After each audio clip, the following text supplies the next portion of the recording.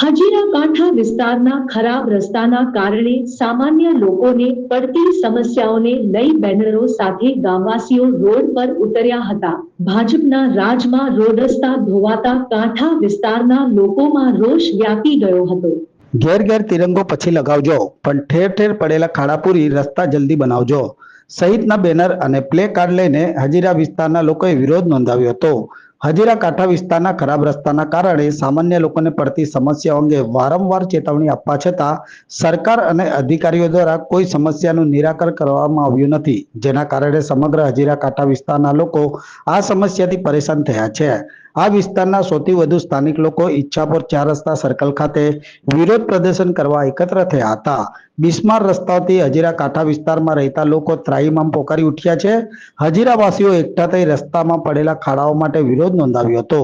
સ્થાનિકો દ્વારા સમસ્યા અંગે વારંવાર રજૂઆત કરવામાં આવી છે, તેમ છતાં આજ દિન સુધી સમસ્યાનું નિરાકરણ કરવામાં આવ્યું નથી, જેના કારણે સમગ્ર હજીરા કાંઠા વિસ્તારના લોકો હાથમાં પ્લે કાર્ડ અને બેનર લઈને બિસ્માર રોડ નજીક ઉભા રહી સૂત્રોચ્ચાર સાથે વિરોધ પ્રદર્શન કર્યું હતું।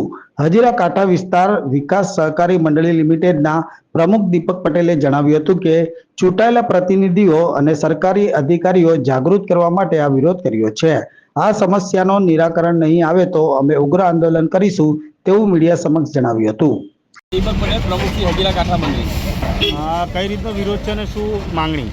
સાહેબ, અમારા જે નેશનલ હાઈવે જે છે એ સુરત હજીરાથી ઢુલિયાનો નેશનલ હાઈવે સરકાર દ્વારા બનાવવામાં આવે છે, પરંતુ સાહેબ અમારે દુઃખ સાથે કહેવું પડે છે કે સરકારી અધિકારી અને અમારા વહીવટી અધિકારી તેમજ રાજકીય નેતાઓની અણઆવડતના કારણે આજે સમગ્ર હજીરા વિસ્તારને આ રોડના કારણે બાંધમાં લીધું છે અને એના વિરોધ માટે આજે અમે હજીરા કાંઠા વિસ્તારમાં અહીંયા આગળ બેનર લઈને વિરોધ પ્રદર્શન કરી રહ્યા છીએ। સાહેબ, હજીરા વિસ્તારમાં આ જે આપણે સર્કલ પર ઊભા રહ્યા છે, આ સર્કલ પર સુરત મહાનગરપાલિકા દ્વારા છેલ્લા 2 વર્ષથી NOC ન આપવાના કારણે આજે ઓવરબ્રિજ નથી બન્યા અને એના કારણે સમગ્ર હજીરા કાંઠા વિસ્તાર હેરાન થઈ રહ્યો છે।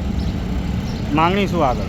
જો સુરત મહાનગરપાલિકા દ્વારા ટૂંક સમયમાં NOC આપવામાં ન આવશે અને અમારા રોડનું શોર્ટ ટાઈમમાં બાંધકામ ચાલુ ન થશે તો અમે ઉગ્ર આંદોલન છેડીશું અને જરૂર પડશે તો અમે રસ્તા રોકો આંદોલન પણ કરીશું।